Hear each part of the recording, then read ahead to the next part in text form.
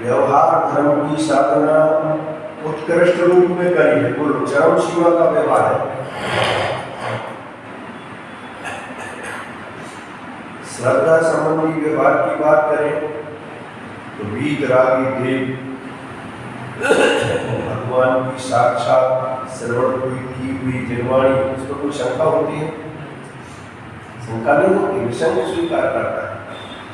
और व्यवहार आचरण में 28 मूल गुणों का निरतिचार पालन, कषाय की मंदता, ये सब व्यवहार श्रद्धा ज्ञान चारित्र के काम पवित्र होते हैं। इसके बाद भी निश्चय, सम्यक दर्शन, सम्यक ज्ञान, सम्यक चारित्र, आत्मा की अनुभूति, आत्मा का श्रद्धान, आत्मा की रुचि, आत्मा की प्रतीति उस जीव को होती, गारंटी से नहीं होती। अभव्य जीव है ना, इसलिए अभव्य जीव का उदाहरण दिया। इससे दो बातें सिद्ध हो गई। एक तो अभव्य जीव यहाँ तक पहुँच सकता है, और दूसरी ये सिद्ध हो गई कि यहाँ इतना सब होने पर भी उसको गारंटी से सम्यक दर्शन नहीं होता। ये भी बात, इसका मतलब ये निकला कि जीव चाहे अभव्य हो, जीव चाहे भव्य हो, बाहर की श्रद्धा, व्यवहार का ज्ञान और व्यवहार चारित्र रूप वर्णन कितना भी शुद्ध विशुद्ध बढ़िया अज्ञानी मिथ्या दृष्टि जीव करे, लेकिन आत्म ज्ञान के बिना, आत्म श्रद्धा, आत्म अनुभूति के बिना वो सब केवल संसार को ही बढ़ाने वाला है।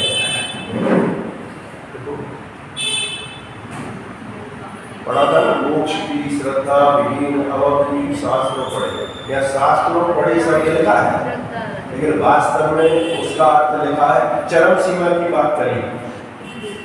शास्त्र पढ़ता है जैसे अपन पढ़ रहे, ऐसे नहीं पढ़ता है।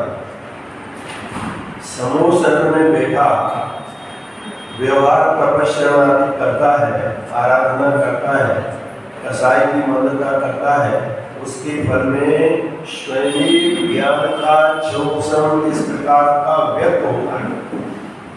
कोई शास्त्र पढ़ के कोई 11 गुणों का पानी नहीं होता, अंगपूर्व का ज्ञान अंदर से चौसम व्यक्त होता है, और वो सहज ऐसा ज्ञान का चौसम होता है कि जैसे भगवान की वाणी में द्वार स्थान की चर्चा निकलती है, वो सब उसको अवधारित हो जाती है, उसकी धारणा ज्ञान का विषय बन जाता है। देखो, धारणा ज्ञान में तो सब आता है, लेकिन कमी कहाँ रह गई? अनुभव ज्ञान नहीं हुआ। समझ में नहीं लगा? धारणा ज्ञान तो 11 जन्मों पूर्व का हो गया, अनुभव ज्ञान नहीं हुआ। इसलिए आचार्यों ने उसको द्वार शांत का पाठी नहीं कहा। और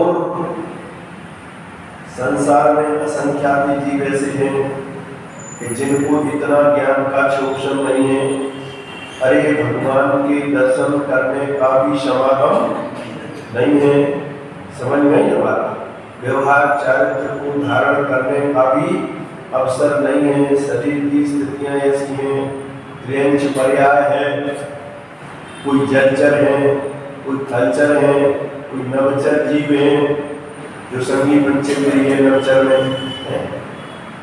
उनमें से अनेक जीव बिना देव शास्त्रों का निमित्त मिले बिना पूर्व संस्कारों के बल से वहां भी सम्यक दर्शन की प्राप्ति है।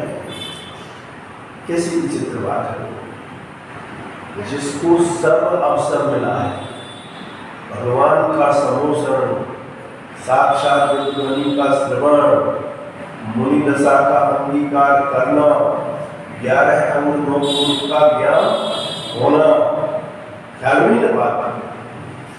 कसाई की वेश्याएं बहुत मंद होना, तब तो होने के लिए तक चला जाता है, अवध जी भी ये सब हो जाता है। लेकिन न जाने कौन सा दुर्भाग्य काम करता है, अभागा है, आत्म ज्ञान प्रकट नहीं होता, आत्म श्रद्धा नहीं होता। आत्मा की बातें तो करता है, 11 अंगों का ज्ञान होगा तो भगवान के समुद्र में बैठा होगा तो दिव्य ध्वनि में आत्मा की चर्चा नहीं सुनेगा। लेकिन वो सब चीजें उसके केवल क्षरोक्षम ज्ञान का विषय बन के रह जाती है, वे अनुभव ज्ञान का विषय नहीं बनती। ये कई दिक्कत है उसके जीवन में। क्षरोक्षम ज्ञान तो ऐसा प्रकट हुआ है कि 11 अंगों तक सब स्पष्ट रूप से उसके ज्ञान में कितना होता है। 11 अंगों पढ़ो द्वादशांग का वर्णन को समझ में आए। तो ये बात यहाँ करते हैं कि अभव्य जीव 11 अंग तक का ज्ञान होता है तो वह अज्ञानी कैसे? ऐसा पूछने पर आचार्य उत्तर देते हैं कि मोक्षम असद्धहम तो अभव्य सतो जो अधीय तो मोक्ष का श्रद्धा न करता हुआ अभव्य जीव यद्यपि पूजा तथा लाभ के लिए देखो क्या जैसे नाचार्य देव के शब्द हैं अंदर से कारण खोजा कि ऐसा क्या कारण है कि जिसके बल पर ये सब अंगीकार कर लिया। पूजा तथा लाभ के लिए 11 अंगों का अध्ययन करे माने 11 अंग तक उसके जीवन में प्रकट हुए, लेकिन अंदर में आत्महित का श्रद्धा नहीं होगा। ख्याति लाभ पूजा मैं इतना ज्ञान करूंगा, इतना ज्ञान हो जाएगा अथवा इतना ज्ञान हो गया समझ लो, तो मिथ्या दृष्टि है ना। इस कारण से उसको वह ज्ञान आत्मानुभूति में कारण नहीं बनता और क्षोभ ज्ञान उसके अहंकार में निमित्त बन जाता है, मान कसाय का कारण बनता है।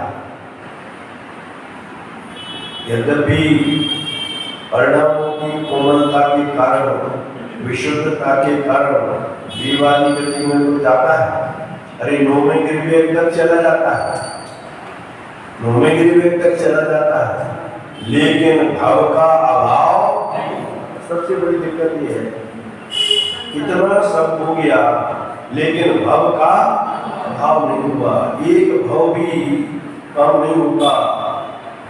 और दूसरी तरफ देखो मुनि दशा ना हो, 11 अंगों पूर्व का ज्ञान ना हो, शुक्ल देश आदि के परिणाम भी ना हो, सामान्य विशुद्धि हो परिणामों में, लेकिन वह जीव यदि पात्र हो गए तो असंयम रूप दशा में भी सम्यक दर्शन प्रकट करके आत्मा की अनुभूति करें। और ऐसे जीव को कदाचित केवली का पाद मिल जाए तो छाये सम्यक दर्शन भी प्रकट करेगा। निजी में क्षोभम सम्यक दृष्टि, उपशम सम्यक दृष्टि है और मिथ्यात्म स्थान में बैठे बहुत से क्षोभम सम्यक दृष्टि नहीं माने विशेष क्षोभम वाले, क्षोभम विशेष है ज्ञान का और बाहर का आचरण भी विशेष है, और मिथ्यात्म स्थान में बैठे हैं। और त्रियंच गति के जीव क्षयोपम भी विशेष नहीं है ज्ञान का, और कसाय भी उतनी मंडली होती जैसी द्रव्यलिंगी मुनिराजों की हो जाती है, और फिर भी सम्यक दर्शन लेके बैठे। बताओ तो ये विचित्रता है परिणामों की। और ये सब होता है और हो रहा है, खाली संभावना वाली बात नहीं है, क्योंकि आगम में ये सब लिखा हुआ है। आगम साक्ष्य है उसका कि असंख्यात जीव त्रियंच गति में, शंभु रमण समुद्रालिक में और 2.5 डीप के अंदर भी टोटल संख्या असंख्यात लिखी है। असंख्यात बहुत होती है, असंख्यात के भेद भी बहुत होते हैं। असंख्यात जीव सम्यक दृष्टि है। अरे सम्यक दृष्टि तो दूर रहो, ऐसा लिखा है कि असंख्यात तो पंचम गुण स्नान करती है। असंख्यात संख्यात नहीं, संख्याएं जहां खत्म हो जाती हैं, समझ में ये बात, उसके बाद असंख्यात प्रकट होता है। तो ऐसे असंख्यात को त्रियंच गति में पंचम गुण स्थान वर्ती भाग्यशाली जीव विद्यमान है और उनसे असंख्यात गुण ज्यादा चौथे गुण स्थान वाले है। बोलो इसी सिद्ध बात, क्योंकि जीवों की संख्या बहुत है ना त्रियंच गति की। स्वयंभू रमण समुद्र, स्वयंभू रमण द्वीप पूरा का पूरा त्रियंच गति के जीवों से भरा पड़ा है। बीच के जीवों में त्रिजीवों की उत्पत्ति नहीं होती है असंख्यात द्वीप समुद्र में, और वहां होती है और ये अपने ढाई द्वीप में होती है। समझ में ना ये बात यहाँ करते हैं। देखो कि मोक्ष का श्रद्धा न करता हुआ अभव्य जीव यद्यपि ख्याति पूजा लाभ, ये बात छेड़ाला में लिख दी तो छेड़ाला की नहीं बचती, और जिसे छेड़ाला की नहीं बचती उसे समझदार की कैसे बचेगी? नहीं बचने वाली। स्पष्ट लिखा है, यही तो लिखा है, जो ख्याति लाभ पूजा इच्छा, एक तीन शब्दों का प्रयोग किया।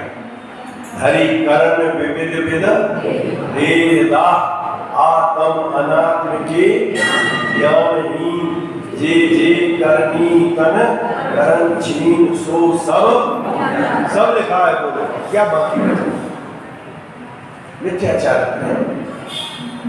मिथ्याचार लेके बैठा है जी, और वो भी ख्याति लाभ पूजा के बल पर। अगर ख्याति न मिले, मैं सही कहता हूं, तो ये शिथिल आचरण भी जीवन की काट करता है।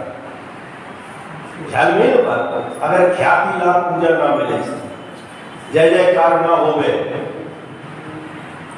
तो इस प्रकार से शक्ति से अधिक शक्ति है नहीं, ज्ञान है नहीं, सम्यक दर्शन है नहीं है, कसाई की बंधता है नहीं है, और फिर भी जीव यदि अंगीकार करता है तो गारंटी से आचार्य की शब्द है ना कि गारंटी से उसमें ख्याति लाभ पूजा का ही उद्देश्य है। जगत में जय जयकार हो रही है, संतुष्ट है, उसमें संतुष्ट। मान कसाई के लिए जीव क्या क्या करता हूँ, एक एक रुपया कंजूसी से कमाता है, यहाँ वहाँ अपने खाने के लिए भी खर्च नहीं करता, और कदाचित मान कसाय का मौका मिले तो लाखों रुपया लगा देता है, मान सम्मान मिलता हो तो। अंदर की उदारता नहीं, ख्याति लाभ का तू एक पैसा देगा वो 10 लाख देगा वाली बात। भैया थोड़ा दान पुण्य में पैसा लगाओ, इससे भविष्य में कम से कम देव गति में जाओगे, देवायु में जाओगे, तो वहां देखो सब कितना वैभव मिलने वाला है। तो इस लोभ से कोई कंजूस जीव है धनादि का दानादि भी कर देते, स्वर्गादि के लाभ का लोभ, मान कसाय का भी लोभ होता है, मान भी साथ में है, लोभ कसाय भी साथ में है। अज्ञानी के दो कसायों की प्रबलता रहती है, मान कसाय और लोभ कसाय। इसी के लिए वो दाना देता है, इसी के कारण बाहर के व्रत नियम संयम भी अंगीकार कर लेता है, उपवास आदि करता है, घोड़ लगाता है नहीं लगाता है, 10 उपवास 15 उपवास मासोपवास, शक्ति नहीं है, सामर्थ्य नहीं है, शिथिलता है, परिणामों का ठिकाना नहीं है, समझ में नहीं पाता, और ये करता है। फिर जय जयकार होती है, जलूस निकाले जाते हैं, उस लोग में ये सब करता है। बोलो अगर इन चीजों के करने पर ये विशेष ख्याति लाभ न मिले तो गारंटी से तुम 1 साल गुजरात में विशेष चलता है, मैंने तो देखा 10-10 दिन के उपवास बहुत लोग करते हैं, अपने आप को फिर भी वृत्ति कम है, श्वेतांबरों में तो बहुत करते हैं 10-10 दिन के उपवास। और 11वें दिन या 12वें दिन फिर उनका बहुत परम धाम से जुलूस निकाला जाता है, पूरी हजारों की समाज का भोजन होता है, लाखों रुपया खर्च करते हैं जो उपवास करने वाले हैं ना, वो उनके घर के लोग लाखों रुपये खर्च करते हैं। मैं एक बात कहता हूँ, एक साल ये सारा कार्यक्रम बंद कर दिया जाए कि जो 10 दिन के उपवास करेंगे उनका कोई मान सम्मान नहीं होगा, कोई वहां बोलते बरघोड़ा निकलता है, कोई बरघोड़ा नहीं निकाला जाएगा, बग्गियों में बैठ के हाथियों पे बैठ के फिर उनको बड़े जैसे भगवान का निकालते ना, ये इससे भी ज्यादा भीड़ भाड़ के साथ निकलता है। एक साल के लिए ये सब बंद कर दो, बिल्कुल सोच लो चुपचाप कि आपके साथ कोई स्वागत नहीं, सम्मान नहीं, ख्याल में ना बात। फिर देखो अगले साल कितने तैयार होते हैं, आगे से कम रह जाएगी संख्या, गिने चुने 1-2 रह जाएंगे 150 की जगह। तो मूल कारण तो वो है, 10वां दिन 11वां दिन याद रहता है, बार बार लोग घर जाते हैं, मिलते हैं, सम्मान देते हैं, बार बार करते हैं, तो इसका सीना फूल जाता है। उसके कारण उस निमित्त से 10 दिन तक भूखा पड़ा रहता है। और हमने देखे मंदिरों में जाते ना, बाहर के मंदिरों में दर्शन करने जाते हैं दोपहर के समय, तो सोते रहते, लेटते रहते, लुढ़कते रहते, कोई मुझे स्वाध्याय करता हुआ नहीं देखा। शरीर तो देखो संगनन, कोई मजबूत संगनन तो है नहीं, एक टाइम नहीं खावे तो शिथिलता आ जाए, 2 टाइम नहीं खावे तो कितनी कमजोरी आ जाए, फिर आगे 10 दिन भोजन पानी तो नहीं लिया तो शिथिलता तो हो नहीं शरीर में। तो उस सारा समय 10 दिन का देखो प्रमाद में चल रहा है, माने पुण्य भी क्या बनता होगा भगवान जाने। उससे तो एक टाइम भोजन करो, शांति से एकासन करो और अपना पूरा पूजा है, एक स्वाध्याय चिंतन मंथन इसमें अपना उपयोग लगाओ। एक आसन करेगा तो फिर ये कहीं दुकान पर बैठेगा, कहीं घर के काम करेगा, मंदिर में नहीं बैठेगा। एक आसन करने वाला आपको मंदिर में बैठा दिखाई नहीं देगा, क्या ये उपवास करने वाले जरूर दिन भर मंदिर में बैठे रहते, क्यों उन्हें टाइम पास करना है। घर में जाएंगे तो घर में तो भोजन ही भोजन दिखेगा, समझ में, उससे कोई प्रयोजन सिद्ध होने वाला नहीं। उसका कारण कि ये सब क्रियाएं परिणामों की विशुद्धि होगी, इसका भी कोई ठिकाना, परिणामों की विशुद्धता का भी ठिकाना नहीं है। पुण्य बनता है, अकाम निर्जरा तो होती है, गारंटी अकाम निर्जरा होती है, उससे थोड़ा पुण्य हीन पुण्य बनता है, और उससे उसमें कोई ज्यादा दम तो है। हीन पुण्य बना, उसके फल में देव पर्याय में चला गया, पर देव पर्याय में जाने के स्थान तो बहुत है, भूत व्यंतर भवनवासी ज्योतिषी, इनमें कहीं भी जन्म ले लेता है। स्त्रियों को स्त्री पर्याय में चला जाता है, पुरुषों को पुरुष पर्याय में चला जाता है। अच्छे स्वर्गों में तो थोड़ी कसाई की ममता वाले जीव जाते हैं, मिथ्या दृष्टि के जाने की हालत तो ये लिखाई है नौवें गिरिवेद तक की है, लेकिन पंचम काल में नौवें गिरिवेद तक नहीं जाता जी। सम्यक दृष्टि हो, भावलिंगी मुनिराज हुए तो भी 5वें स्वर्ग से ऊपर पंचम काल का जीव है, 3रे नरक से नीचे और 5वें स्वर्ग से। देखो चौथा काल कितना बढ़िया है, तो मोक्ष जाने का दरवाजा खुल जाता है, और चौथे काल के जीव सर्वार्थ सिद्धि तक जा सकते हैं। लेकिन भाई साहब चौथे काल के जीव 7वें नरक में भी जा सकते हैं। पंचम काल वाले जीव कितने ही पाप करें 3रे नरक तक जाते हैं। जी अच्छा क्यों अच्छा है ना, तीसरे तक अच्छा क्या है इसमें, तीसरे तक ही जाएंगे साथ तो वहां जाने का प्लान है क्या? नरकों में जाने का विचार है क्या? सो अच्छा है, अच्छा क्या है? कुछ अच्छा नहीं है संसार। एक सम्यक दर्शन का परिणाम अच्छा है, एक आत्मज्ञान का परिणाम अच्छा है, उसके लिए दिन रात अपना जीवन समर्पण कर देने जैसा है। क्योंकि आचार्यों की वाणी है कि बाहर की क्रियाएं, बाहर की साधनाएं, ख्याति लाभ पूजा के लोग से हमने तुमने सबने, किसी व्यक्ति विशेष की बात नहीं, अपने लिए सारी बात अनंत काल में अनंत बार धारण की, लेकिन आज तक एक भव भी कम। सबसे बड़ी बात तो ये कि धारण करो, कोई दिक्कत नहीं करो, लेकिन आचार्य कहते हैं भाई सम्यक दर्शन के बिना मिथ्या दर्शन ज्ञान चारित्र अंदर में विद्यमान है, उसकी चिंता किए बिना, उसको अभाव करने का पुरुषार्थ किए बिना, ये बाहर की साधनाएं और आराधनाएं भूतकाल में अनंत बार हमने करी है, लेकिन उससे आज तक एक भव कम नहीं हुआ। और एक अकेला सम्यक दर्शन,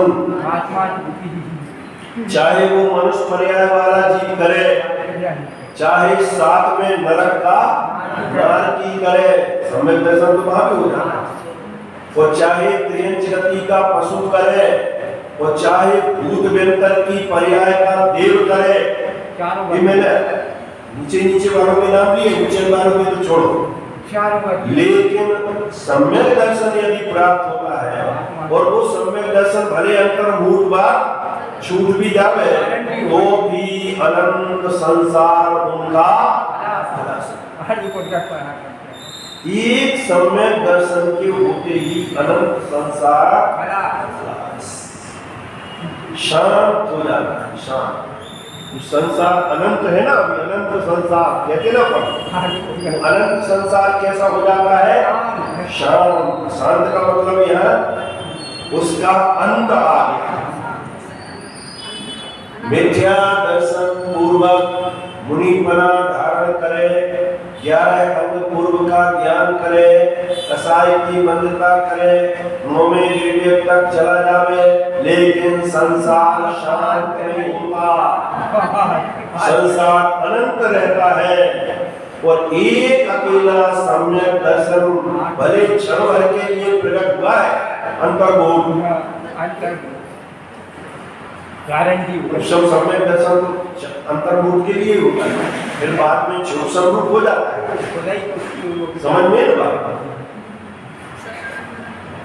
बाद में भले मिथ्यात्व में चला जाता है, लेकिन इतनी गारंटी हो जाती है अनंत काल संसार नहीं है। शांत संसार कैसा हो गया? शांत हो गया, बस अंत आ गया।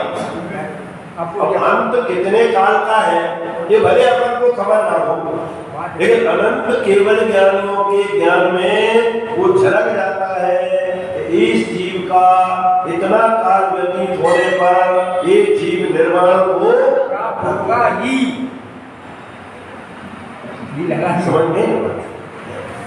एक अकेले सम्यक दर्शन की महिमा है। ग्रंथ पढ़ो, भगवती आराधना आदि ग्रंथ पढ़ो, सब ग्रंथों में एक आत्मा द्रव्यलिंग रूप मुनि पने की महिमा नहीं है।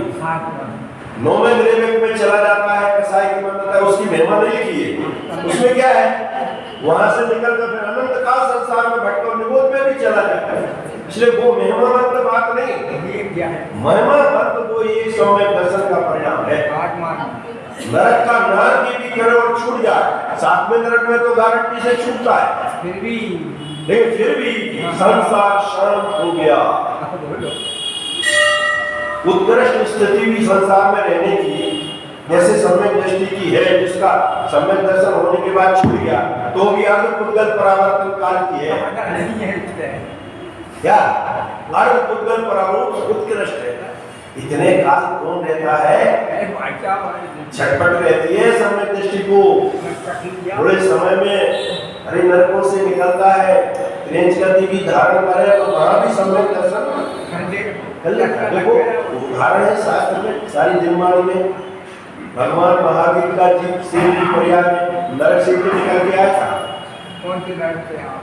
अब जी आप बता कौन से आया? अब मुझे नहीं याद है, उतना तुम्हें बताएंगे।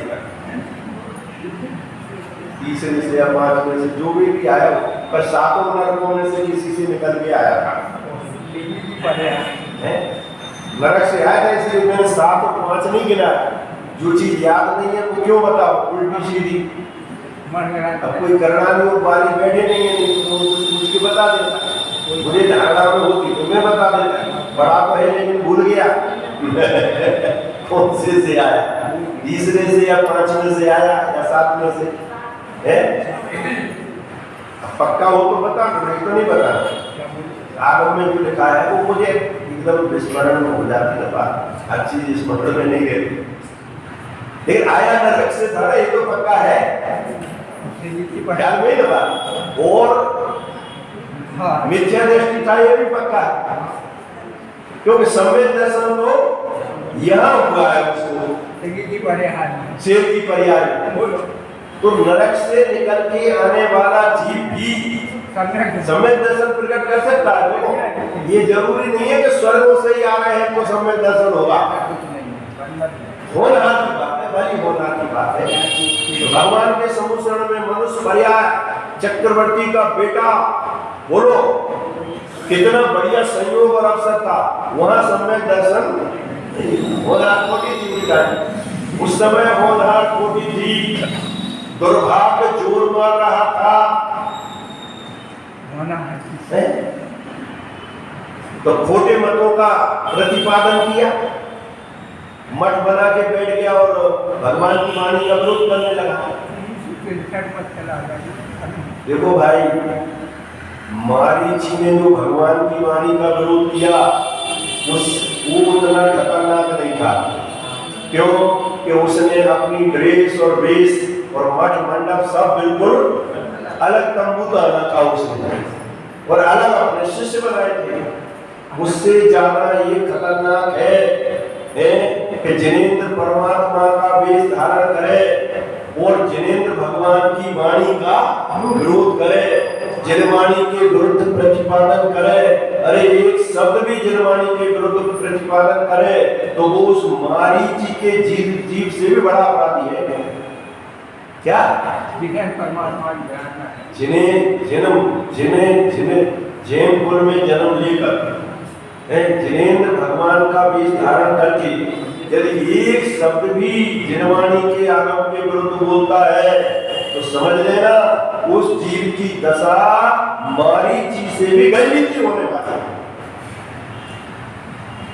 क्योंकि उसने जिन वेश धारण करके विरोध नहीं किया, विरोध करने के लिए वो समुद्र में से निकल गया और अपना अलग शिष्य मंडली बनाई, अपना अलग मठ बनाया, अलग अपने श्रोता बनाए, और तब जाके विरोध किया फिर कि मैं भी तीर्थंकर बन के दिखाऊंगा। ये श्लोक में अलग पार्टी बनाई।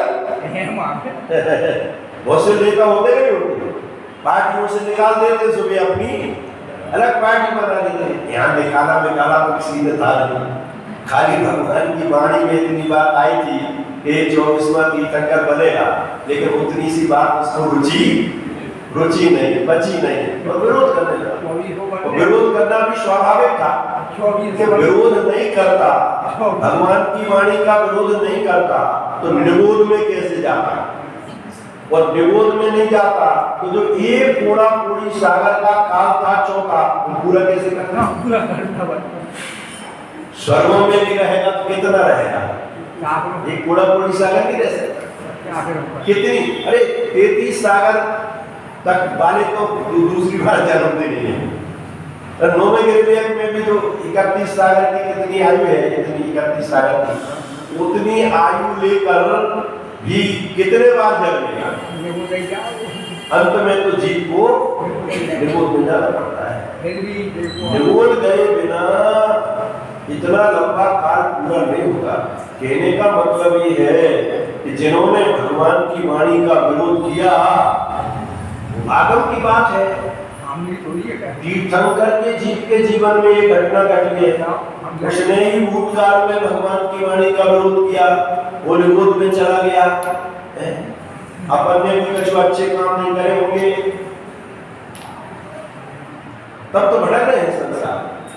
ये दूसरे जीवों की जो गलतियां बताई हैं आगम में, ये जीव ने ऐसा ऐसा पाप किए और ये निरोध में चला गया। अरे भाई साहब, हम भी कोई उनसे कम, हमारी चीजें बाप बैठे हैं, हम भी तो उनके हमका कम है। हम उनके जमाने में हम भी तो उसका तो चलो एक पूरा पूरी सागर भी निकल गया, काल पक गया, भविष्यता पक गई और अपना काम करके शेर की परियां में समय दर्शन करके और आगे 10 भाव तक आराधना करता था और अंत में सिद्धदशा को प्राप्त। हम तो आज भी भटक रहे हैं और उनके समय में हम भी आते और अभी तो हमका अंत आ ही गया होगा। ऐसा बोलो, सीने पे हाथ रख के कह सकते हैं इतनी गारंटी से है कि हमारा भव का अंत आ गया, हम समय दृष्टि हो गए? नहीं कह सकते ना, शंका है ना? नहीं है ना, शंका है। ये शंका मिटना चाहिए, हमारे जीवन में ऐसा काम होना चाहिए। कदाचित सम्यक दर्शन ना भी हो पाए, आत्मा की अनुभूति ना भी हो पाए, तो भी संस्कार इतने दृढ़ हो जाए कि एक बार तो लगने लगे कि मानो मैं तो सम्यक दृष्टि हो गया, भगवान का अभिनंदन हो गया। अब मुझे जिन शासन पर, जिन वाणी पर, जिन मार्ग पर, इस भगवान आत्मा पर कोई शंका हो गया। इसीलिए तो लिखा 11 अनुभव का पाठी हो गया, लेकिन मोक्ष की श्रद्धा भी। मोक्ष की श्रद्धा रहे माने क्या कहा था? सातों तत्वों की श्रद्धा से रहे। मोक्ष की श्रद्धा में सातों तत्व आ गए। अरे याद है, लेकिन न मोक्ष की श्रद्धा, न मोक्ष मार्ग की श्रद्धा, न आत्मा की श्रद्धा, न परमात्मा की श्रद्धा। बाहर में सब कर रहा है, अंदर में सम्यक श्रद्धा नहीं। सम्यक श्रद्धा हो गए तो सम्यक दर्शन प्रकट हो जावे है। तो ये बात यहाँ करिए, देखो मोक्ष का श्रद्धा न करता हुआ अब जी यद्यपि ख्याति पूजा लाभ के लिए 11 अंगों का अध्ययन करे। आचार्य ने उद्देश्य बता दिया क्यों करता है। पाठो न करेगी गुणम, मूल बात तो ये है, तथापि उसका शास्त्र अध्ययन शुद्धात्म परिज्ञान स्वरूप गुण। देखो कितना स्पष्ट लिखा है, शास्त्र पठन का गुण क्या है? शास्त्र पठन करे और स्वानुभूति न हो तो आचार्य कहते शास्त्र पठन ने गुण नहीं किया, दवाई असर नहीं करी, बेअसर हो गई। क्या शास्त्र पठन, चाहे वो भगवान की वाणी सुनना हो, चाहे आगम पढ़ के हो, चाहे ज्ञानी गुरुओं का उपदेश हो, वो सब शास्त्र पठन में आ जाता है। स्वानुभूति में ये आगम अपने पास है, इसका भी गुण ये है, शास्त्र पठन यदि हम ईमानदारी से करते हैं, आत्मेति भावना से करते हैं, तो इसका गुण ये है कि आत्मा की अनुभूति अपने आत्मा की सम्यक दर्शन का परिणाम होना चाहिए। तो समझ लो शास्त्र ने गुण किया, तो नहीं तो शास्त्र पढ़ने में कारी गुण नहीं किया। शास्त्र पढ़ने जो असर होना चाहिए था शास्त्र पढ़ने का, वो नहीं हुआ। अब देखो स्पष्ट लिखा कि नहीं लिखा कि शास्त्र अध्ययन शुद्धात्म परिज्ञान स्वरूप गुण को, स्वानुभूति को नहीं करता। तो शास्त्र पठन का गुण क्या है? शुद्धात्म परिज्ञान। शुद्धात्म स्वरूप की अनुभूति आचार्य देव के साथ है। मूल टीका में भी पढ़ना हो तो उसमें भी पढ़ लो, बात वही है। स्वानुभूति को नहीं करता, क्या करता हुआ गुण को प्राप्त नहीं करता। अभी थोड़ी सी और विशेष चर्चा है, उसकी बात उनकी प्राप्त नहीं करता।